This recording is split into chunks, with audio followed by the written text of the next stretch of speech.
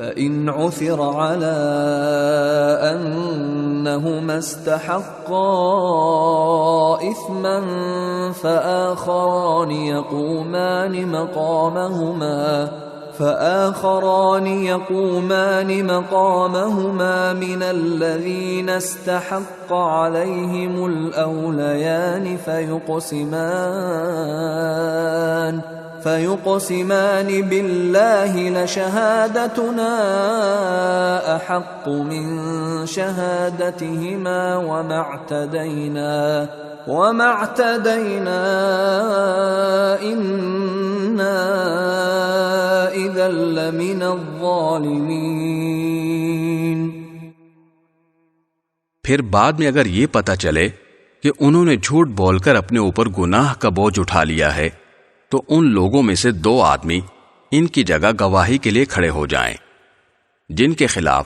ان پہلے 2 آدمیوں نے گناہ اپنے سر لیا تھا، اور وہ اللہ کی قسم کھائیں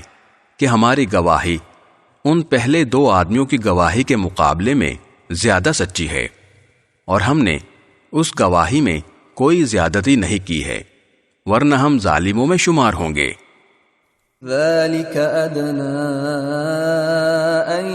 يأتوا بالشهادة على وجهها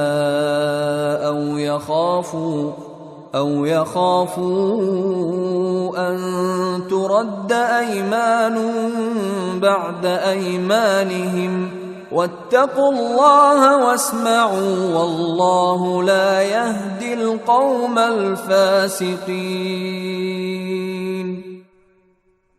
اس طریقے میں اس بات کی زیادہ امید ہے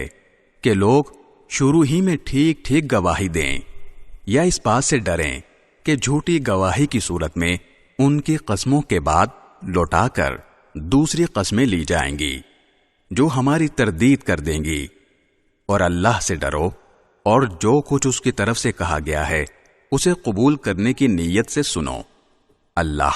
نافرمانوں کو ہدایت نہیں دیتا۔